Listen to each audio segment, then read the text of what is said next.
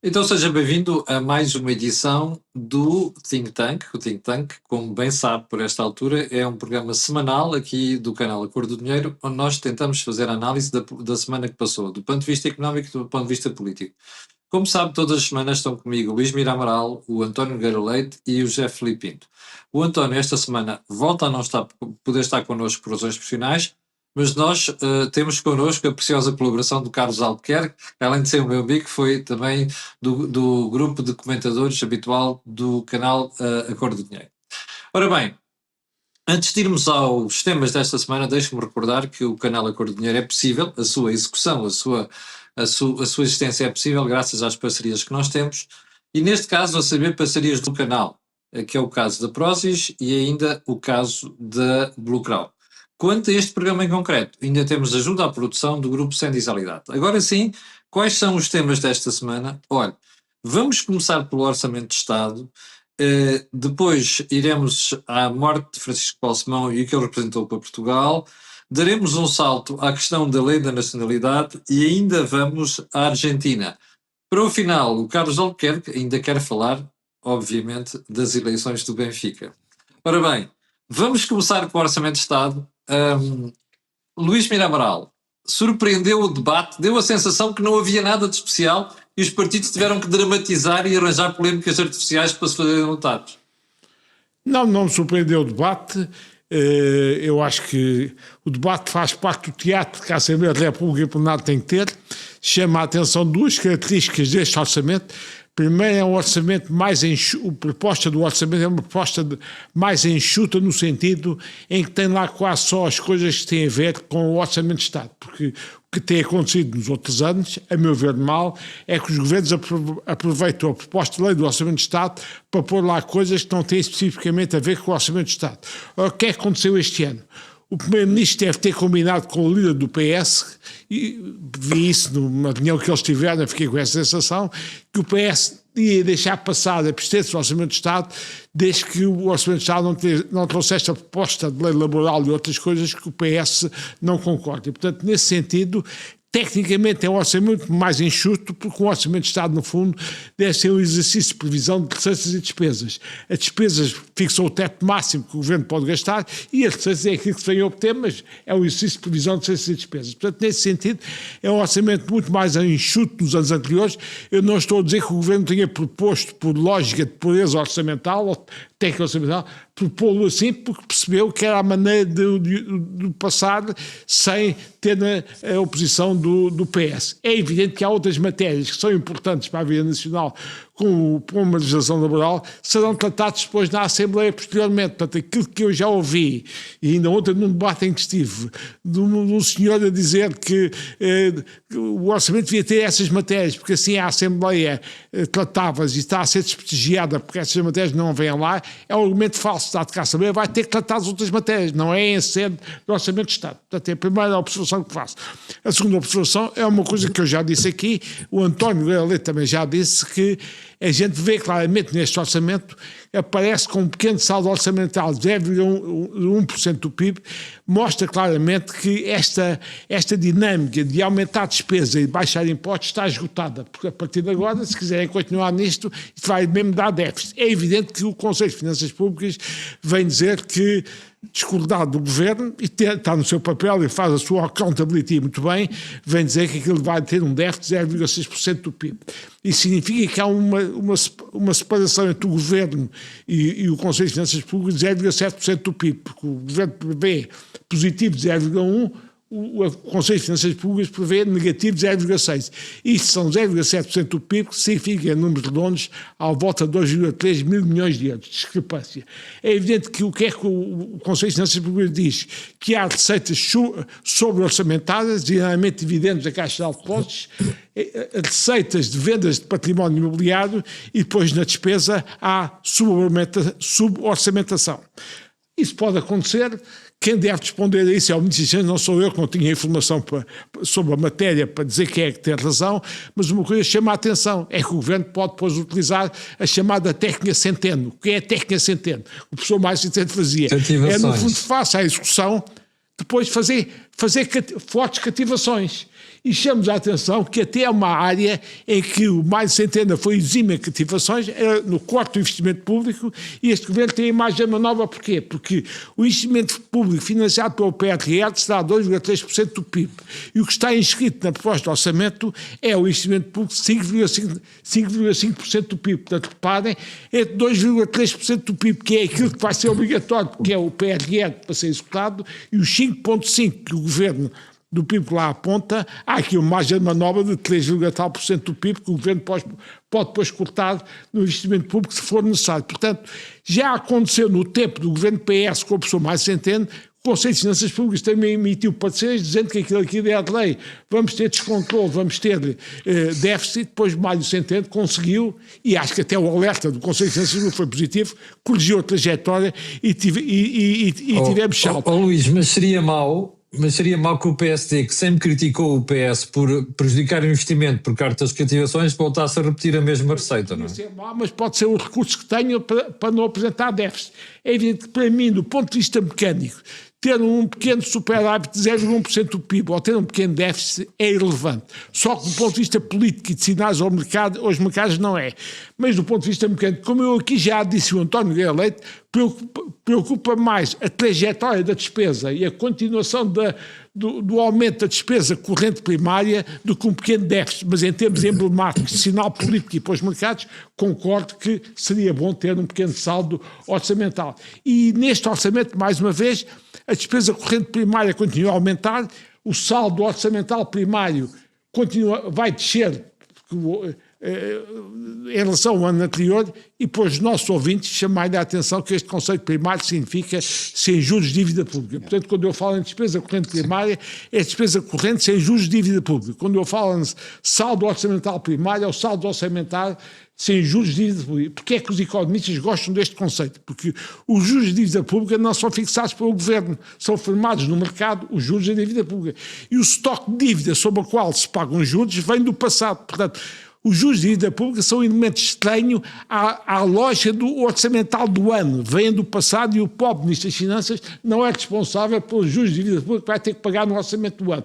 Portanto, este conceito de despesa corrente primária e de saldo orçamental primário permite expurgar os juros de dívida pública e ver a bondade ou o rigor que o Ministro das Finanças imprime às despesas e depois ao correspondente saldo orçamental.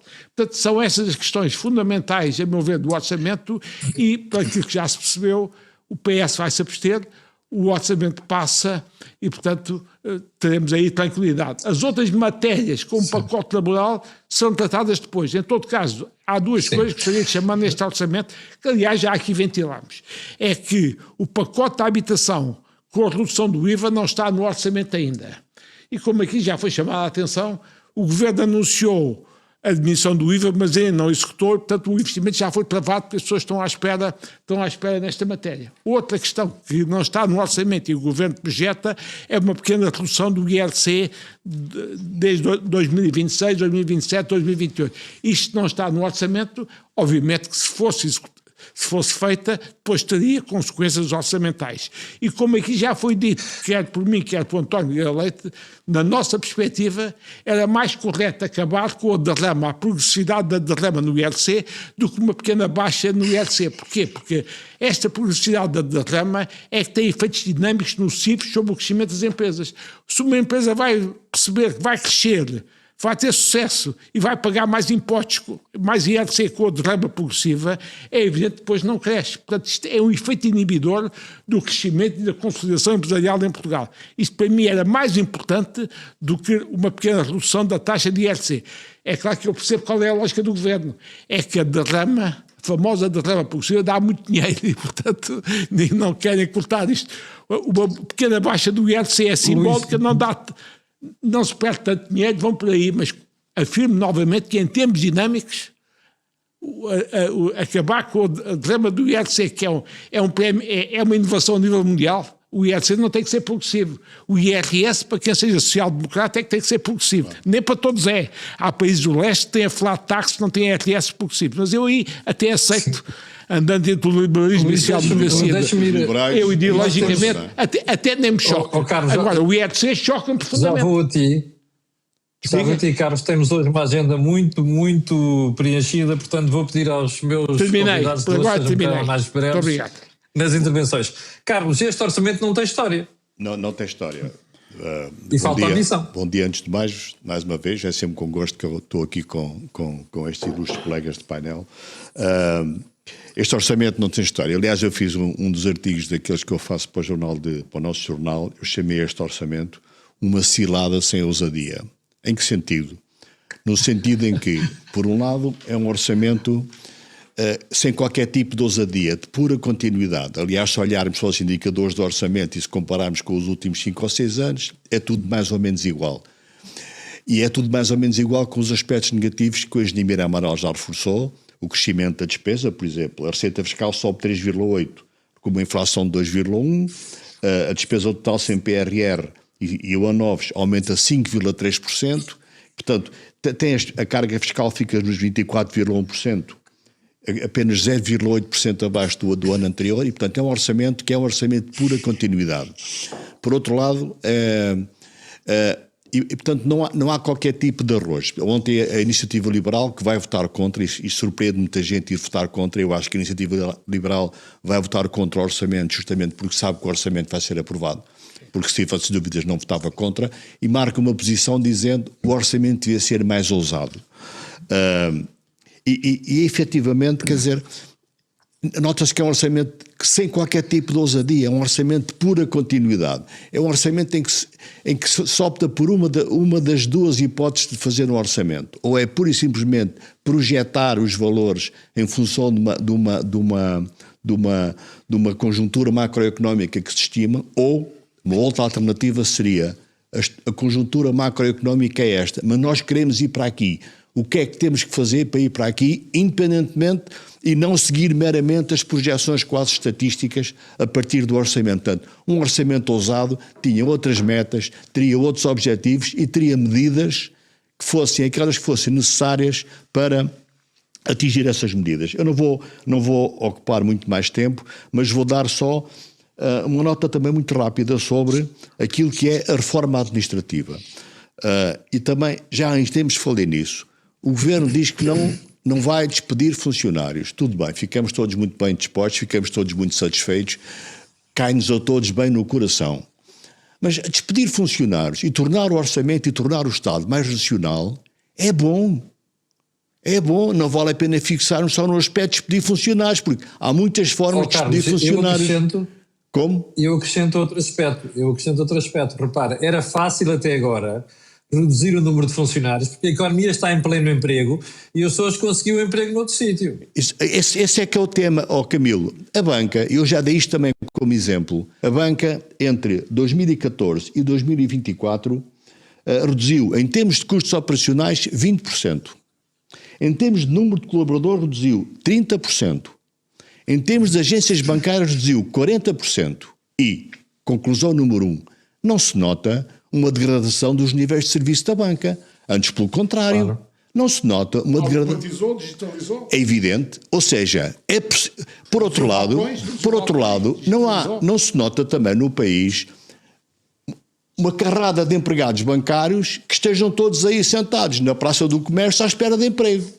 Porque as pessoas muitos foram reformados antecipadamente, muitos foram reformados próximo da idade, muitos arranjaram, por exemplo, imobiliário, tem muita gente no imobiliário, arranjaram. Portanto, é possível de uma forma inteligente, e estou a dizer e digo, a banca fê-lo de forma muito inteligente, e uma guerra exige objetivos claros, ferramentas adequadas e coragem e força para a fazer. Fica muito bem dizer não despedimos ninguém. Não é despedir, é reencontrar novas formas de aquelas pessoas terem uma atividade, um rendimento e ao mesmo tempo o Estado ter um processo forte, ter um mecanismo forte de reestruturação. E portanto este é um aspecto que me parece que é falta de coragem política, total falta de coragem política para avançar com reformas mais fortes. Será que vão avançar nos próximos anos? Tenho muitas dúvidas, porque está um governo, acima de tudo, de continuidade. Só gostava de dar uma nota, o engenheiro Amaral falou no tema do Conselho de Finanças Públicas, tem uma análise também interessante, que é as medidas que são de pura continuidade, o chamado carry on, e depois as medidas que são o peso das medidas das medidas do ano, aquilo que chamam de crescimento interanual. O contributo para o crescimento do PIB e o contributo, digamos, nas contas públicas é mais ou menos metade, ou seja, metade do crescimento já vem do passado e a outra vem de medidas que já foram tomadas nos anos anteriores, a outra metade é que virá de novas medidas deste ano. Portanto, os indicadores são, estou convencido, muito facilmente atingíveis, e o facto... Há hoje esta imagem, já uma vez discutimos isto, o Camilo ficou um pouco indignado comigo por eu dizer que não vejo problema nenhum em ver um déficit orçamental. A única questão é a dívida pública. Se a dívida pública caminha para aquilo que são os chamados máximos europeus, vamos aceitar que os máximos europeus são razoáveis, que é os tais 60% do PIB. À medida que a dívida pública caminha para isso, e o saldo primário, como o engenheiro Mira Amaral dizia, é muito importante para irmos reduzindo a dívida pública, a inflação também ajuda, mas independentemente disso, é muito importante. Se a dívida pública for caminhando, e se nós temos capacidade de cada ano de ir amortizando a dívida pública, ter um pequeno déficit orçamental não tem problema rigorosamente nenhum. A não ser agora este aspecto reputacional e este aspecto de que nós chegamos às contas certas é ter superávit das contas públicas. Não é, pode ser um pequeno déficit sem qualquer tipo de problema. Portanto, em resumo, há uma cilada... Camilo, só para dizer que o que é a cilada... Eu gosto que digas isso. Depois dás ajuda aos blocos de esquerda e aos PS que adoram déficits. Não. Até porque eles não percebem o que é que o Keynes dizia. O Keynes não dizia que temos que ter déficit. O Keynes dizia que temos que ter superávites das contas públicas nas fases de crescimento do ciclo económico para utilizar eventualmente nas fases de depressão. Eles não leram o Keynes todo, só leram a parte de utilizar. O Keynes não dizia. Porque é que isto é uma cilada? Porque ao retirar todo aquele tipo de cavaleiros orçamentais que havia, deixou o orçamento praticamente sem discussão. Um orçamento de continuidade. Um orçamento que não tem medidas com algum tipo de polémica. É um orçamento que é uma cilada. Ninguém pode. O PS vai votar, o PS vai se abster, e quem vai votar contra? Os da esquerda, já sabemos, votam sempre contra. De resto, não há argumentos. Por isso, como tu dizias antes, a discussão é uma discussão sonsa. 1% aqui, 1% ali, 50 escudos aqui, 50 escudos ali na moeda antiga, e ficamos todos bem, o orçamento é aprovado. Carlos, e se o Bloco de Esquerda se o Chega e o PS se juntarem para aumentar as pensões de forma permanente, o orçamento não passa a ter um problema? Passa, vamos ver o montante, passa outra vez. Se calhar o que o Governo depois fará é ir compensar com as tais cativações, e se calhar o que vai sofrer é outra vez o investimento, não é? E vai agravar o problema do esforço que o país faz. Exatamente. De forma preocupante. Exatamente. Como o tema daquelas compensações extraordinárias, eu acho que deviam desaparecer. O governo... E as pensões mais baixas é de gente que não contribuiu. É preciso dizer isto sem demagogia. Aí há que encontrar uma forma de ir corrigindo essa situação. Mas não é com situação... O que é extraordinário todos os anos passa ao ordinário, passa ao normal. É. O que é Carlos, eu estive a fazer as contas. Desde 2014, em todos os anos, houve aumentos extraordinários. Sim, portanto, deixou de ser o que é uma coisa extraordinária há 10 anos. Não é extraordinária, chama-se, é só uma questão de dar um nome diferente. É normal. E, portanto, isso eu também acho que é uma coisa que o Governo devia acabar com isso. O engenheiro Amaral falou também no acréscimo do IRC, como é que se chama? Da derrama. A derrama vai salvar até 9%. A derrama vai no escalão mais alto, porque é por escalões, vai salvar até 9%. Aqui é que o Governo devia mexer. Até porque a derrama, desta forma, foi criada de uma forma transitória. Sim, também. Foi criada como num período transitório. Outra vez, é uma coisa transitória que nunca mais deixa de ser. Passou ao permanente. É sempre definitivo. E, portanto, quer dizer, acho que o Governo, nos próximos anos, tem que ter aqui um pouco mais de ambição. E deixar cair algumas daquilo que são... O caso dos funcionários públicos, o Governo tem que encontrar forma de ter a administração pública mais eficiente, mais ligeira, mais automatizada. Agora nomearam um CTO, é uma pessoa que eu conheço, enfim, é uma pessoa bastante boa. Espero que ele traga vantagem e venha da Microsoft. Espero que ele dê um apoio significativo neste impulso de automatização e de criação de um Estado mais eficiente, mais dinâmico, mais amigo dos cidadãos e das empresas. Um excelente tecnocrata, se não tiver apoio político do Estado, não faz nada. Por isso Sei do que falo. Por isso é que eu espero que o Governo dê algum apoio. Já o foram buscar, devem ter esse objetivo também, de ir buscar uma pessoa que é um excelente tecnocrata, e para ali precisa de um tecnocrata, e o Governo que lhe dê o apoio que ele necessita. Filipe Pinto, agora para si, Orçamento de Estado, vou-lhe dar uma componente mais política. Acha que a discussão do orçamento mostrou que o André Ventura está a radicalizar o discurso e a mudar o discurso e que isso se acentuou depois das autárquicas? É evidente, subscrevendo tudo o que o Luís e que o António, que não está aqui hoje, têm dito e o que o Carlos hoje completou, é evidente, sob o ponto de vista económico, não há nada a acrescentar. É um orçamento enxuto, mas pouco ambicioso. E isso já é parte da resposta à questão que o Camilo coloca. É este tipo de orçamento, porquê? Porque o Governo tem uma maioria relativa, sabe que precisa, à vez, do apoio ou do Chega ou do PS. E para o orçamento escolheu para parceiro o PS. Porquê? Porque percebe claramente que André Ventura está a radicalizar o seu discurso, está a voltar àquilo que se chama a fase antissistema. O populismo cultural ou identitário dele está a passar novamente à fase antissistema. Não demorará muito a ouvirmos dizer 100 deputados chegam e bastam. Precisamente porquê? Porque é isso que as pessoas pensam, que é por aí que podem reduzir a despesa pública, o que é um erro enorme. Dito de uma forma mais simples, este foi o orçamento em que, mais do que as contas, contaram-se os Salazares. E contaram-se os Salazares, precisamos de 3, se de 4, e isso é o sinal do que, Camilo? É o sinal de que, verdadeiramente, esta discussão do orçamento foi uma não discussão. O orçamento está pré-aprovado devido ao acordo com o PS que se irá abster, e nós percebemos claramente que o que aqui está é a lei da nacionalidade e a lei dos estrangeiros. E a posição de André Ventura, que depois de ter tido uma subida, mas não tão sustentada como ele esperava, nas autárquicas, e depois de se ver obrigado a entrar na campanha presidencial, neste momento ele é rigorosamente uma espécie quase de eucalipto dentro do Chega, e é evidente que tem de falar alto, porque repare, num dos livros que eu escrevi, encontrei um documento em que dizia qualquer coisa, era um parlamentar a dizer, argumento fraco, falar alto. E aqui é a questão que voltamos a ter.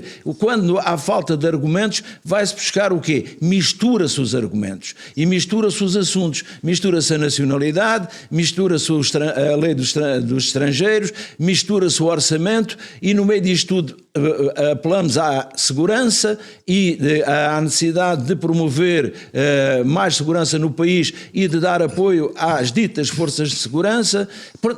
Resumindo, pomos no mesmo saco realidades muito diferentes, e isto é sempre que um partido questiona o sistema. O Chega tinha feito uma aproximação à mainstream, ao sistema, até porque tem 60 deputados. Qual é o problema do Chega neste momento? É o resultado das autárquicas e é essencialmente a campanha presidencial, e depois é perceber que Luís Montenegro vai escolher com quem dança em cada uma das músicas. E então, na música do orçamento, escolheu dançar com quem lhe pareceu menos exigente, com quem, se, como o Luís disse, fizesse um orçamento enxuto, viabilizaria. Foi o PS. Agora vamos ter outro problema. Vem aí a lei da nacionalidade. E aí o que é que acontece? O PS aproxima-se de quem? Aproxima-se da esquerda radical e da extrema esquerda. Aí vamos ver o quê? Luís Montenegro provavelmente a ter de dançar com André Ventura,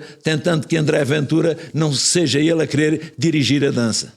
Acho que fizeram um acordo ontem à noite. Filipe, já agora na questão da lei da nacionalidade, acha que foi encontrada uma boa solução para aquela que parece uma linha vermelha do Chega, que é não poder reverter a concessão de nacionalidade a um cidadão? Pois, o problema que está, esta era uma discussão que nós devíamos ter feito antes da lei dos estrangeiros e fronteiras. Essa lei dos estrangeiros foi precoce, no sentido de, foi prematura, aliás, no sentido que primeiro teríamos de definir a lei da nacionalidade. Eu vou-lhe dar 2 exemplos. Eu não me custa rigorosamente nada que a atribuição da nacionalidade passe dos 5 anos atuais para os 7 anos no que diz respeito aos cidadãos da União Europeia e ou posso preferir, dos países de língua oficial portuguesa. E porquê é que não me incomoda? Repare, os brasileiros, se quiserem naturalizar espanhóis, só precisam de 2 anos de residência fixa permanente em Espanha. Mas depois vem a outra parte, têm de fazer um exame. E têm de fazer um exame sobre o quê? Sobre a Constituição e sobre a sociedade espanhola. Quem é que faz esse, quem é que prepara esse exame? O Instituto Cervantes. E depois têm de fazer uma prova sobre o domínio da língua espanhola. Resumindo, não é integrar por integrar. Se quer ser espanhol, tem de conhecer a história espanhola, tem de se identificar com a sociedade espanhola e dominar a língua espanhola. Nós aqui em Portugal, se fizermos uma exigência desse tipo, vamos ser acusados de xenófobos e de racistas. Aqui Del Rey. Porque toda a esquerda, a extrema-esquerda e a esquerda radical vai dizer o quê? Aliás, parte dessa esquerda nem sequer tem orgulho na história de Portugal. Reduz a história de Portugal à escravatura e à colonização. Esquecido que Portugal foi pioneiro na primeira globalização. E por isso mesmo, quem não tem orgulho na nossa história, é evidente que não pode exigir aos outros orgulho na nossa história. E ao conhecimento da nossa história. Porquê? Eu sempre tenho dito que a história recebe-se, mas ao contrário das heranças, não se pode receber a benefício de inventário. Tem um ativo e tem um passivo. E no caso português, o ativo supera e muito o passivo. Nós fomos os artífices da primeira globalização. Por isso chegámos à Índia, por isso chegámos ao Brasil, por isso tivemos uma relação privilegiada até com a China, depois dela já ser comunista, na perspectiva do quê? Em que Mao Tse-tung e Zhou Enlai disseram: Portugal foi o único país que esteve aqui sem nos impor tratados desiguais. E isto mostra a maneira portuguesa de estar no mundo. E o que acontece verdadeiramente é que há quem não se reveja nessa história e a reduza ao nosso passivo, que é incomensuravelmente inferior ao nosso enorme ativo. Isto não é nacionalismo, não é patriotismo, é realismo. É conhecer a história e estudar a história, vendo a história à luz. Vendo a história do século XVI à luz do século XVI e vendo a história do século XXI à luz do século XXI, coisa que uma certa esquerda se recusa a fazer. Agora, pegando na questão, verdadeiramente o que aqui esteve neste orçamento foi uma leitura política. Foi aquilo que se chama a espuma dos dias. E a espuma dos dias aponta para quê? Está garantido o orçamento. Vamos fazer o mínimo para levantar anticorpos. Porque virão aí novas discussões, virão aí novos anticorpos. E a questão que me colocou claramente, é evidente que a perda de nacionalidade, nenhum português perde a nacionalidade, mas aquele que adquiriu a nacionalidade pode vir a perdê-la. Porquê? Se não se mostrar digno dela. E eu dou uma situação muito simples. Imaginem que alguém recebe a nacionalidade portuguesa e depois vai ter uma atitude contra o país, contra Portugal, contra o Estado português. Como é que nós podemos ter alguém a quem atribuímos a nacionalidade a rebelar-se contra esse mesmo país que lhe concedeu a nacionalidade? É evidente que temos de admitir que tem de haver a perda de nacionalidade uma vez adquirida. Há vários aspectos muito interessantes para debatermos aqui. Agora, o que nós temos de perceber, e o Camilo já explicou, é que quando nós queremos encontrar uma justificação, muitas vezes recorremos a falácias. Dizemos, os imigrantes são importantes para garantir a segurança, a sustentabilidade da segurança social. O Camilo já fez as contas e provou que não é assim. Então não precisamos de imigrantes, precisamos. Então não temos de dar a quem se identifica com a nossa história a naturalidade portuguesa, a nacionalidade, aliás, portuguesa. É evidente que podemos dar, mas não somos obrigados a dar. Não é, repare, nós temos sido um país muito pouco exigente na concessão da nacionalidade. E a grande verdade é que nem todos os que vêm por bem. E por isso mesmo não se pode atribuir a nacionalidade. A nacionalidade é o vínculo mais importante, é aquele que garante a cidadania, é aquele que responsabiliza o cidadão perante o Estado. E isso é fundamental nós percebermos quem quer ser português e quem é que tem condições para ser português. Repare um dado fundamental. Até à data era o ius soli, nasceu é português, o ius sanguine, nasceu é filho de quem, fica com a nacionalidade do pai. A nossa Constituição, a nossa lei, a proposta, aponta para que quem reside em Portugal há 2 anos que o seu filho seja considerado cidadão português se o pai não manifestar outra intenção, e é evidente, é preciso que o quê? Que esse pai verdadeiramente possa garantir a subsistência desse filho. Porquê? Porque não podemos utilizar a lei da nacionalidade como uma extensão da lei do asilo, como uma extensão da lei da imigração. Nacionalidade é um vínculo completamente diferente. E repare, eu termino já só a dizer isto.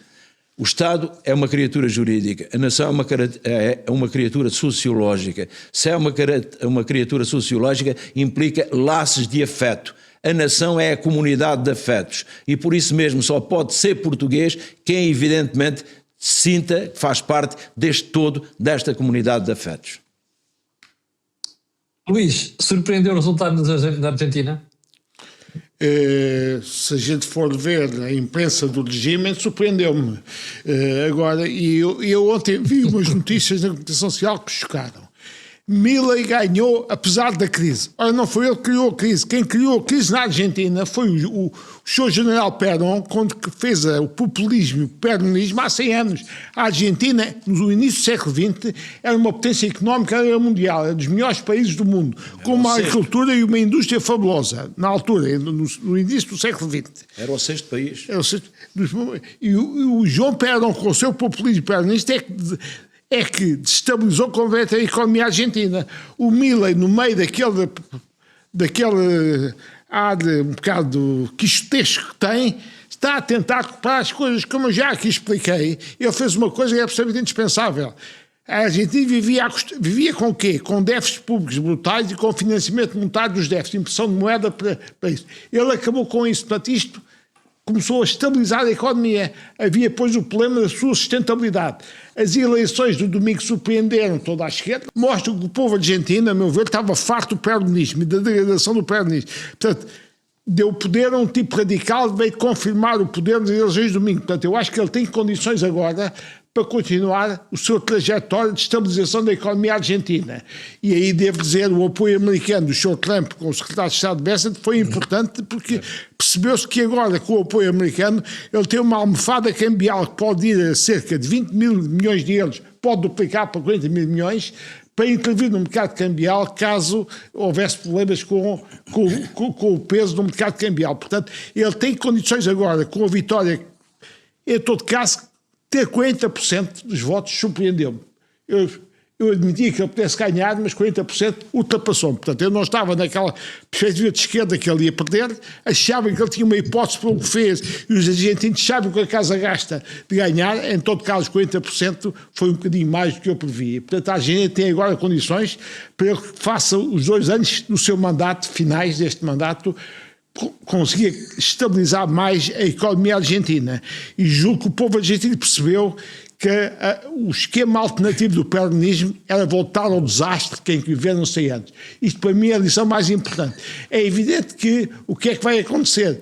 Se ele vai continuar a sua trajetória de estabilização da economia argentina, as notícias vão desaparecer da comunicação social portuguesa e estrangeira, porque boas notícias, no news. Se a coisa desse para o torto, é que a Argentina voltava acima. Portanto, grande mérito dele, sim, apesar daquele ar translocado. Eu vi uma crónica deliciosa do Observador, do Alberto Gonçalves, dizia um tipo que a esquerda gostava que fosse maluco, mas não é, e sabe o que está a fazer. Tem um ar um bocadinho exótico para o nosso padrão ocidental. Parabéns ao Milei. É claro que continua a chamar extrema-direita, outros membros deste género. Eu acho que ele nem sequer é um liberal, é mais do que isso, é mais agressivo que o liberalismo, é um libertário, no fundo. O liberalismo ainda condescende com alguma presença do Estado. Ele quer deportar, a famosa imagem da motosserra, é um Estado, e que na Argentina eu até o compreendo, que era uma questão dramática a maneira como o Estado argentino funcionava. É evidente que quando ele criado pelo Perón. Herança do peronismo. Quando ele começou, aquilo teve um ajustamento social duro, porque teve que cortar apoios sociais e a coisa disso foi dura. Agora a economia voltou a crescer, mesmo esse drama social do início do período de ajustamento dele já está ultrapassado e, portanto, não há o drama social na Argentina que a esquerda continua a falar. E, portanto, é uma experiência económica e política que tem que ser observada com bastante interesse, porque até agora tem tido sucesso. E atenção, Carlos, deixa-me fazer uma pergunta. Sim. É mantível a cotação do peso tal como ele está? Ou ele vai ter que aos poucos deixar de desvalorizar aquilo e controlar ao mesmo tempo a taxa de inflação? Vamos lá ver. Eu por acaso trouxe aqui alguns dados que são as estimativas do outlook da OCDE sobre a economia argentina nos próximos anos. Só por curiosidade, eu estive na Argentina em janeiro deste ano e falei com muita gente. Nós falamos sempre com os taxistas, falamos sempre com os empregados de restaurante, falamos sempre... Isto são as nossas fontes quando viajamos em turismo, empregados de restaurante, nos hotéis, dos taxistas, etc. Não encontrei nestas pessoas, ninguém que fosse fortemente contra o Milei. Isso é sintomático. Não encontrei. E até curiosamente no restaurante estava a falar com o empregado que nos estava a atender e falámos nisso e ele disse, olha, aquele ali, que era o empregado que estava no balcão, aquele defende os outros, mas eu sou pelo Milei. Discutimos muito, mas de uma forma que era uma conversa de café amigável de aceitar. E, inclusivamente, dizia, por exemplo, lembro um taxista nos dizer, com esta história toda, nós pagávamos um telefone que custava... Eu falar em dólares, à volta de 1.500, 1.400 dólares. O Milei abriu a economia e as importações. Agora compramos um telefone por 200 dólares. Falou-me também, por exemplo, na carne de frango, etc. Mas vamos lá a números. Quais são as perspectivas da OCDE sobre a Argentina? O saldo orçamental, que em 23 foi negativo em 5,3%, em 24 é positivo em 0,5% e é sempre positivo até 2030, onde chega a 0,8%. O saldo primário, a importância que tem na amortização da dívida, que era 2,8% negativo em 2023, passou a 2,2% positivo em 24 e será sempre positivo até 2030, chegando a 3,4%. A despesa pública, por exemplo, que era 42,5% em 2020, 38% em 2023 do PIB, em 2024 passou para 31%, a nossa é 36,5%, e vai manter-se nestes níveis até 2030. O PIB, que era em 2004 foi 1,7% negativo, em 2025 será 5,2% positivo, crescimento de 5,2%, em 2026 4,3%. A inflação tem a ver com a vida das pessoas. A inflação é um imposto estupidamente elevado sobre toda a gente e, acima de tudo, sobre as classes mais pobres. A inflação em 2024 foi 219,9%. Em 2025 passou para 36,6%. 219 para 36,6%. E estima-se que em 26 seja 14,9%. Se isto não é um resultado, não é positivo, é excepcionalmente positivo. Se isto não é um resultado excepcionalmente positivo, o investimento que foi em 24 menos 17,2% do PIB, portanto o país desinvestiu, vai ser em 25 de 29,8% do PIB e em 26 de 15,4% do PIB positivos. Isto é a OCDE que diz, não sou eu, nem é o Milei, nem é o partido do Milei. E só para acabar, o nível de pobreza entre 2019 e 2022 andou sempre acima dos 40%. Em 22 reduziu para 36,5%. Em 23 subiu para 41,7% e chegou a 50%. Em 24, no segundo semestre, que é o último dado que eu consegui, estava em 38,1%, abaixo do início do Milei. Isto é sustentável ou não? Isto é sustentável com alguma estabilidade do peso? Não sei, ninguém sabe. Agora, o que está aqui são perspectivas estimativas do último outlook disponível da OCDE.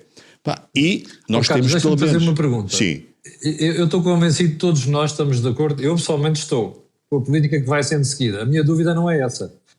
É se a mudança não está a ser demasiado rápida e demasiado violenta. E se isso não vai criar um exército de deserdados, que é muito típico na América Latina, que depois no mandato seguinte desfaz aquilo tudo. Olha para o Brasil, por exemplo. Camilo, a verdade é que o povo agora manifestou-se, não é?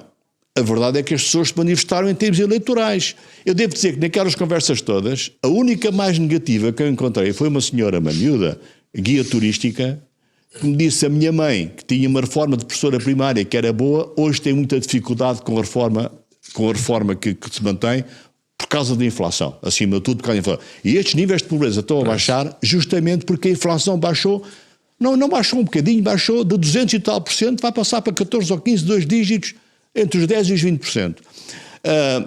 Isto está a criar uma... Eu não tenho os níveis do desemprego, não trouxe, mas enfim. Isto vai criar um exército... Eu penso que não. Porquê? Porque há aqui um aspecto importante, é esta redução da inflação. Isto é extremamente importante naquilo que é a vida das pessoas, o nível de vida das pessoas. E a liberalização da economia está a dar postos de E trabalho. a liberalização da economia, que está a permitir dar postos de trabalho. O saldo das contas, não tenho aqui, mas o saldo das contas externas também já é positivo. Já é positivo. Coisa que não era desde não sei quando. Portanto, o saldo das contas externas já é positivo. Agora, tu dizes se vai ser possível manter isto nos próximos anos, diz-nos sim ou não. Eu, neste momento, estou mais convencido que vai ser possível do que estava há 3, 4 meses atrás. Porquê? Justamente porque o choque foi tão grande e nós temos sempre receio de que um choque tão grande não dê resultados. Aqui parece que está a dar. Contra, enfim, chatice, toda a gente de esquerda gostava que não desse. As pessoas parecem que... Não é que as pessoas às tantas... Ainda ontem estava um debate num dos canais, não me lembro do canal, com um senhor de esquerda, do Bloco de Esquerda, com um do Iniciativa Liberal. E o de esquerda até parece que o que ele quer é que o país esteja mal, que as pessoas estejam mal. É tão bom, as pessoas estão mal, nós temos razão. Quer dizer, parece que o que querem é mesmo... Quanto pior, melhor para nós. Não, quanto pior, pior para o povo. Quanto melhor, melhor para o povo. E não é essa a perspectiva deles. E, efetivamente, só para acabar mesmo, eu tive sempre algumas dúvidas. Achei que eram atitudes boas. Eu tive sempre algumas dúvidas sobre o tema do choque tão grande que ele fez. Mas eu, com o tempo a passar, eu estou convencido que era mesmo preciso um choque daqueles. Deixe-me só dizer uma coisa, respondendo ao Camilo sobre a taxa de câmbio. Eu fiz parte do governo de Cavaco Silva em que nós manejámos a taxa de câmbio para reduzir a inflação. Portanto, sou sensível ao tema e percebo que ele tente ter alguma sobrevalorização do peso para combater e tentar continuar a reduzir a inflação. E o apoio cambial americano com os shops cambiais, esse aspecto é importante. Mas a minha teoria é que, passada a fase mais aguda da luta contra a inflação, o que a teoria económica recomenda são depois taxas de câmbio flexíveis, não é manter artificialmente elevado a taxa de câmbio. Quando ele tiver mais controlado a inflação, entrar num regime, põe uma economia daquelas, o que a teoria recomenda e a prática são depois taxas de câmbio flexíveis. Portanto, eu, se estivesse no lugar dele, aguentava com o apoio americano o câmbio, se calhar um bocadinho valorizado para combater a inflação. Foi o que os governos de Cavaco Silva, que eu fiz parte, fizeram, e fizeram no bem naquela época, e depois, se a inflação estivesse controlada, entrava-se num regime de taxas de câmbio flexíveis, que é o que a teoria prescreve e recomenda, e eu concordo. Além, só para acrescentar, ideologicamente, ele acha que as taxas de câmbio são o mercado que as deve fixar. Claro, ele é contrário à fixação e à definição. Ele até defende acabar com o Banco Central. No limite, ele até defendeu inicialmente acabar com o Banco Central. Portanto, para ele... Os argentinos já tiveram uma experiência semelhante com o Currency Board. Não foi acabar com o Banco Central, mas aí nessa altura acabaram com a inflação. Pronto, acabar com... E ele liberalizou as importações, só que disse isto: meus amigos, querem importar, importem, mas arranjem divisas para isso. Querem importar. Ele liberalizou as importações, mas disse: quem quiser importar, importa, mas trata de encontrar as divisas para pagar. Tudo isto Camilo, tudo isto é algo que nos deixa surpreendidos. Tudo isto é algo que nos deixa com uma enormíssima surpresa. Será que isto vai funcionar? Aparentemente, neste momento, está a funcionar. Aparentemente, inclusive outra vez, o saldo das contas externas está neste momento positivo. 0,2, 0,3, 0,4% do PIB. Se ele aguentar isto, qualquer dia a intervenção cambial vai ser cada vez mais reduzida. E é o mercado que vai... Aliás, é a ideologia dele. É o mercado que definirá qual é o valor do peso internacionalmente. O Milei e a Meloni fazem uma grande confusão à esquerda. Fazem. Se bem que há uma coisa que é importante. O Milei está a ter um sucesso económico significativo. A Meloni não está. Não, politicamente está a ter. Politicamente está a ter. Economicamente, os indicadores italianos são quase todos piores que Portugal. Ok, Camilo, só uma coisa muito rápida. Desculpa, lá falámos da imigração. E li hoje um artigo no New York Times, que diz isto. A Índia está a tentar uma política chamada de export workers. Exportar. E, portanto, está a alterar o nome de imigração para mobilidade laboral. E, portanto, está a fazer acordos com outros países em que exportam trabalhadores temporariamente, há alguns anos, especializados. Certo, sem qualquer garantia de nacionalidade. Ou seja, estes trabalhadores não vão ter qualquer garantia de mobilidade. E, portanto, chama-se isso a imigração de torna-viagem. Exatamente. E diz, don't call them immigrants. Call them labor mobility. O artigo também continua e diz que a Alemanha tentou fazer isto depois da Segunda Guerra, mas não funcionou. Mas enfim, certo. Só curiosamente é só um aspecto interessante. Os turcos depois não regressaram à Turquia. Exatamente. Os turcos depois, nesta mobilidade, acharam que era melhor passar de Frankfurt para Berlim ou de Frankfurt para Bonn. A linguagem da informática chamaria Immigration as a Service. Immigration as a Service. Mas é interessante como é o labor market. É o labor market. Pronto, é o mercado do trabalho. Para acabar, Milei, neste momento está a funcionar. Ponto final. Veremos. A OCDE acha que vai continuar a funcionar. Para que não fique qualquer dúvida, eu sou defensor de déficit zero e taxas de câmbio fortes, ok? Ou seja, precisa que as economias aguentem isso. Bom, Filipe Pinto, esta mudança aparentemente de humor dos eleitores argentinos, há poucas semanas o partido Milei foi derrotado na zona de Buenos Aires, na província de Buenos Aires. Para esta alteração, significa que ele tem um mandato para continuar as reformas? Primeiro que tudo, os resultados, como o Luís disse, não eram expectáveis, mas não eram aqueles que as sondagens na Argentina enganam-se sempre. Porquê? Porque são sempre inclinadas para a leitura de esquerda. E em termos reais, como tinham ganho a província de Buenos Aires, entenderam que iriam ganhar as eleições. Esquecidos que, inclusive, os peronistas estavam divididos. E que, verdadeiramente, aquele movimento da pátria era apenas o movimento mais importante dos peronistas, porque havia outros movimentos peronistas. Temos de perceber uma questão. Primeira situação, houve sensivelmente 32,1% de abstenção. Nós diremos, é pouco? Não, não é pouco. Porque na Argentina o voto é obrigatório. O voto é obrigatório dos 18 aos 70 anos e é facultativo para quem tem 16 ou 17 ou quem, no meu caso e do Luís, tem mais do que 70. Eu também. Eu só tenho 70 ainda, mas no próximo mês terei 71. Eu Portanto, também. o que é que acontece? 32% é elevado. Carlos, seja bem-vindo ao grupo. Agora, do qual excluiremos, sem que isso signifique xenofobia, o Camilo. Em termos reais, o que é que nós temos de perceber? Milei tinha no Parlamento 37 deputados. Na Câmara Baixa, naquele que é a Câmara dos Representantes, aumentou 64%. 64 lugares. Neste momento tem 101 deputados. O que é que estes 101 deputados significam? Significam que ele vai ter mais margem de manobra. Não tem maioria absoluta, mas ele gosta muito de governar por decreto. Porque temos de perceber que a Argentina é uma república presidencialista. O sistema de governo é um sistema de governo presidencialista. Portanto, quem dirige a política interna e externa é o Presidente da República, é a Milei. E por isso mesmo temos de perceber que ele tem um peso muito superior ao peso que tem, por exemplo, o nosso Presidente aqui em Portugal. O que é que acontece? Milei, neste momento, vai poder governar mais por decreto. Porquê?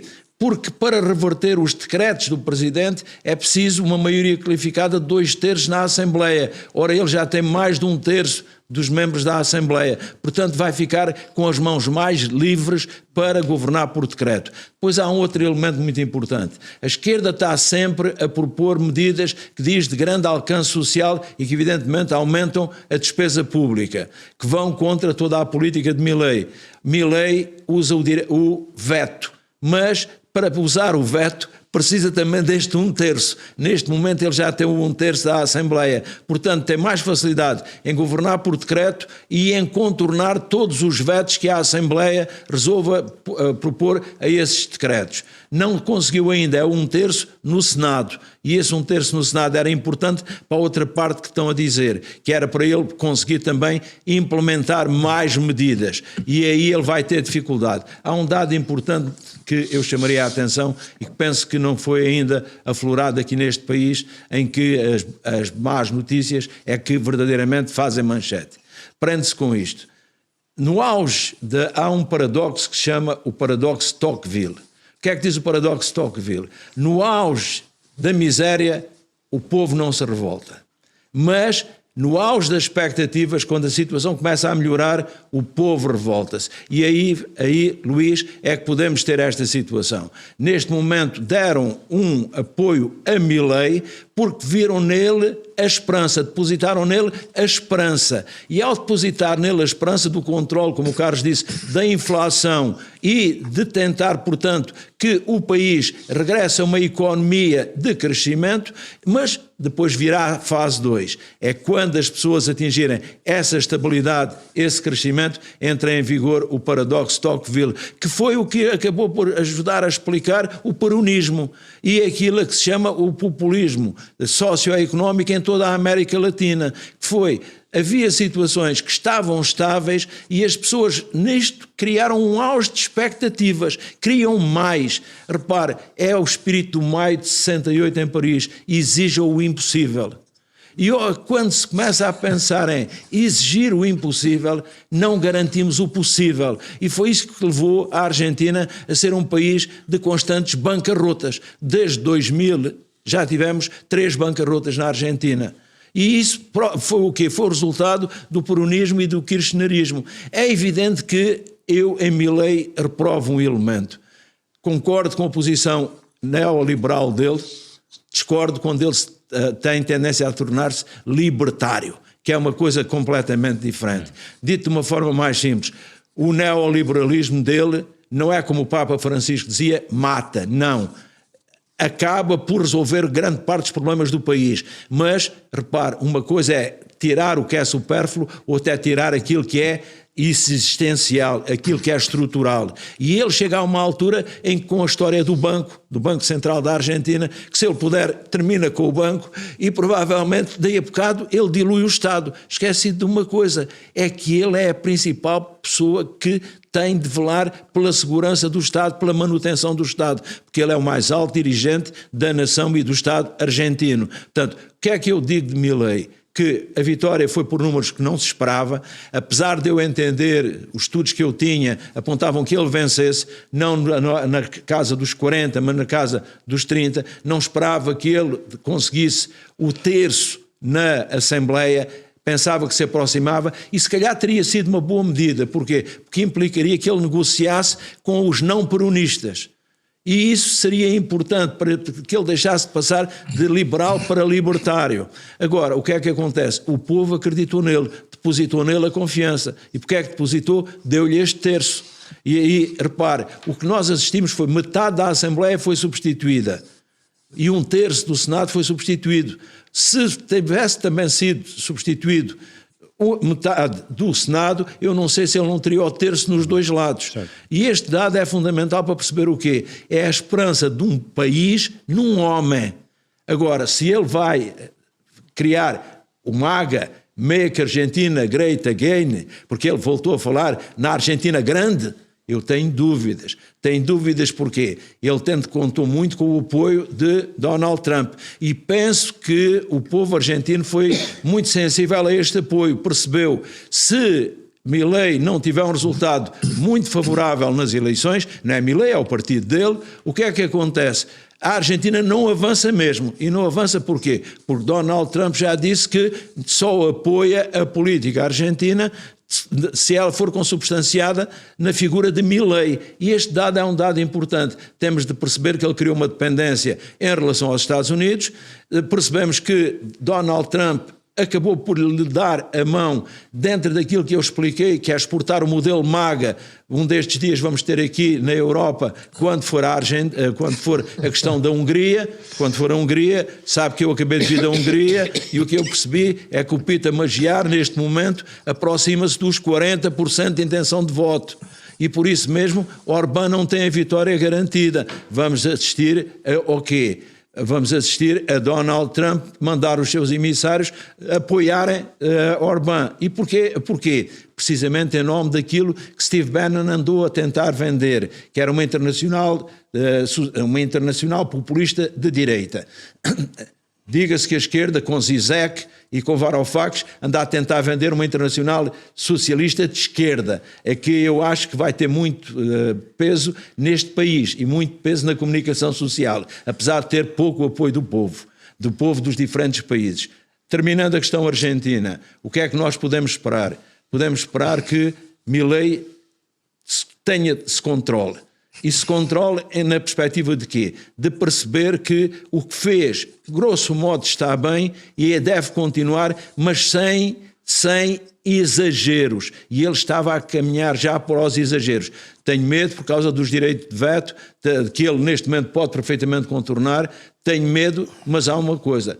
Uma coisa é o decreto, outra é a lei. E na lei ele vai precisar de negociar. A lei é o resultado da Assembleia, na Assembleia ele não tem maioria, vai precisar dos moderados para conseguir a maioria e, evidentemente, fazer aquilo que a nossa esquerda não compreende, que é emparedar o peronismo, que foi o grande causador de tudo aquilo que a Argentina está a sofrer. Deixe-me só concluir uma coisa. Filipe, e a partir de agora ele vai ter que gerir expectativas. Exatamente. É uma questão fundamental da política económica. E aí, num contexto não tão dramático, era aquilo que o professor Cavaco Silva fazia nos seus bons tempos, a gestão das expectativas em termos de política económica. Filipe, deixa-me só fazer-lhe uma pergunta. Nós tivemos promessas de Tomahawk, depois recuo nos Tomahawk, depois sanções à Lukoil e à Rosneft, que são só as duas maiores empresas petrolíferas russas. Agora temos um périplo pelo Médio Oriente. Como é que está a julgar esta última etapa da política externa do Sr. Trump? É o transacionalismo, é a política transacional no seu melhor. Verdadeiramente, Donald Trump é um empresário feito político.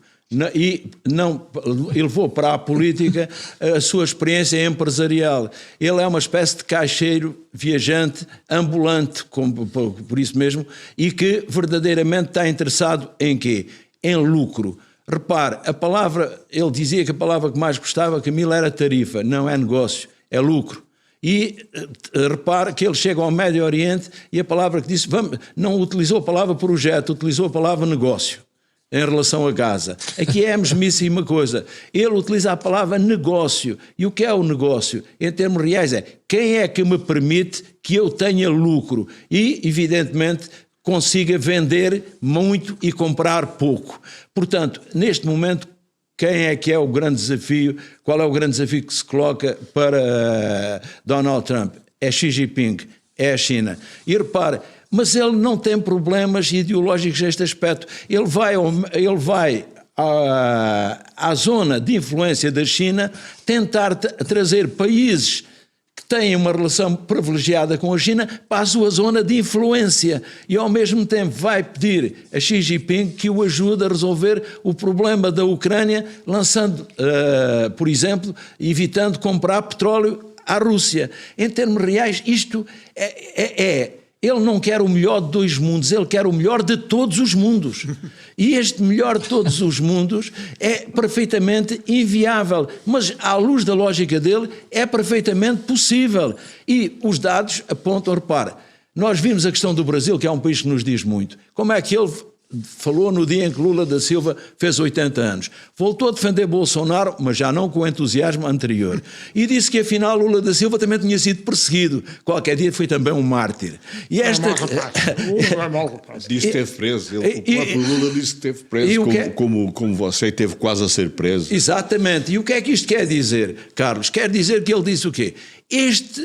Se eu baixar as tarifas de 50% sobre o Brasil, agora que o Bolsonaro já não me serve, em termos reais posso tirar algumas contrapartidas do negócio com o Brasil. Então vamos ao lucro. E este périplo é isto. Ele vai sair de lá outra vez a falar em excelentes negociações, grandes resultados, conseguiram-se acordos que toda a gente dizia que eram impossíveis, e vai regressar ao país para vender internamente esta mensagem. E porquê, Camilo? Porque ele começa a ser contestado internamente. E ele sabe que ele não vai à segunda eleição, porque já esgotou, não pode ir a uma terceira eleição. O que é que acontece? Andavam a estudar o Steve Bannon um modelo que era ele poder concorrer a vice-presidente e o presidente pedir admissão e então o vice-presidente ascendia à presidência. A Constituição permite isso. Ele já disse que não, mas já sabemos que o poder é afrodisíaco. E como o poder é afrodisíaco, para alguém que o liga aos negócios, nunca sabemos quando é que ele vai dizer que essa, por acaso, é uma situação que deverá ser equacionada. Para terminar... Filipe, mas era uma jogada curiosa. Quer dizer assim, bem, como a Constituição proíbe 3 mandatos, você concorre com o vice-presidente, depois o presidente demite-se e você sobe a presidente. Que isto era frustrar o objetivo da Constituição americana. Não? Então o que significa é outra coisa, que ele precisa de vender a nível interno a imagem de que é insubstituível. E se ele conseguir vender a imagem de que é insubstituível, o movimento MAGA está a trabalhar nessa imagem, que é dizer o quê? Tudo o que conseguimos de progresso deve-se a esta pessoa. E aí vem o elemento messiânico. Ele veio aqui para nos salvar, para fazer a América grande outra vez, respeitada no mundo. E repare uma coisa, ele nunca dá o sinal de um insucesso. Tudo o que ele faz tem sucesso e consegue resolver tudo no momento. E quando não fica resolvido, a culpa não é dele, a culpa é dos outros que se odeiam e por isso mesmo não querem negociar. Portanto, ele faz tudo o que é possível. E há um dado importante, Camilo. A primeira-ministra do Japão, a primeira mulher, já disse que o vai nomear para Prémio Nobel de 2020, da Paz de 2026. É verdade. O que é que isto quer dizer? Já não é apenas o movimento MAGA a querer fazer dele o Prémio Nobel da Paz, mais do que isso, daí a pouco vamos vê-lo o endeusamento. E o que está a acontecer em relação a Trump é um endeusamento. E por isso mesmo não é garantido que não tenhamos aí um novo mandato. Carlos, só para fechar, porque estamos já muito para além da hora, porque é que as eleições do Benfica são importantes para o país? Não, eu só quis, deixa-me só dizer uma coisa, relativamente ainda à Argentina e ao Trump, eu acho que o Milei encosta-se ao Trump, eu acho que é meramente estratégico, porque depois as políticas deles, do ponto de vista, por exemplo, económico, são completamente diferentes. Se formos às previsões económicas da OCDE para os Estados Unidos, são déficits públicos de 5, 6, 7% e dívida pública a chegar a 143,4%. 140%. Não tem nada a ver uma coisa com a outra. E, portanto, às vezes parece-me, e estou a pensar que o Milei é um homem inteligente, que ele se encosta muito aos Estados Unidos justamente para ter esse apoio, porque ele sabe que tem uma fortíssima oposição em todos os países da América Latina. Ele está praticamente isolado na América Latina, na América do Sul.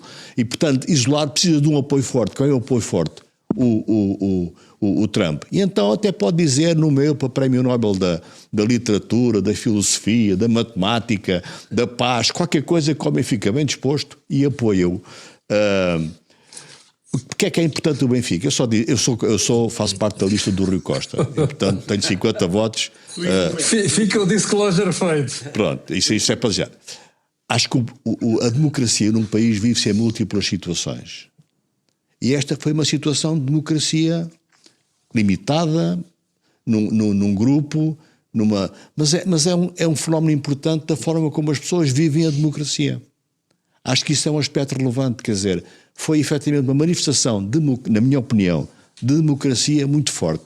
E apesar de tudo muito forte, muito civilizada, muito ordeira, bem organizada, e é nesse sentido que eu digo, quando um país integra no seu espírito, que é um país verdadeiramente democrático, acontecem coisas destas, e isto também tem algum relevo para aí. Só queria dar uma nota final. Fala-se muito na lógica democrática ou não democrática da diferenciação de votos. Aquilo é perfeitamente democrático. Um clube desta natureza, ou um clube desportivo, um clube que vive da sua história, e a história é fundamental. Esta lógica da antiguidade, a antiguidade é quem traz atrás de si a cultura, a missão, é quem traz atrás de si, digamos, o aspecto de cultural do próprio clube. E, portanto, o facto dos mais antigos terem mais votos é uma forma de mediação ou de contrabalançar a capacidade dos mais novos mudarem radicalmente aquilo que é a estrutura e a filosofia de um clube. Imaginem que agora entravam milhares de sócios no Benfica novos e queriam passar o Benfica de clube de futebol para um clube de náutico. Quem é que media isso? Quem é que faz esse contrapeso? São os mais antigos, que são aqueles que, do ponto de vista de cultura, do ponto de vista de tradição, trazem atrás de si a capacidade de limitar esse tipo de alterações bruscas e dessa modernidade brusca. E isto é estatutário, está estatutário. Isso das repúblicas faz-se através de um Senado, contraponto ao Parlamento. Exatamente. Não, engenheiro, e faz-se na República através de esquemas não proporcionais de eleição. Em Inglaterra, 30% dos votos têm 60% dos deputados. O Trump, quando ganhou as eleições contra a Hillary Clinton, teve 3 milhões de votos a menos. Portanto, isto são aspectos... uma eleição tem a votação, tem que ser livre, tem que ser transparente, etc. Mas depois tem a transformação dos votos em mandatos. Exato. E essa transformação faz segundo objetivos. Quais são os objetivos destes mandatos?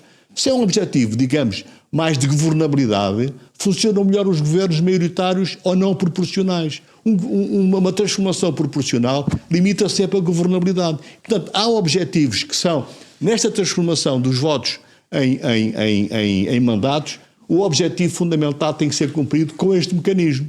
E, portanto, o mecanismo de que o Benfica, ou que exclui o Sporting é igual, o Varandas teve menos eleitores a votarem nele do que o candidato contra ele, mas ganhou pelos votos justamente pela maioria dos... Portanto, isto é perfeitamente, é uma lógica democrática e que está estabelecida e institucionalizada. Carlos, é uma lógica que vem desde a Grécia do século V a.C., em que os gerontes tinham de ter 60 anos, precisamente porque eram os únicos que conheciam a tradição da cidade, as leis da cidade.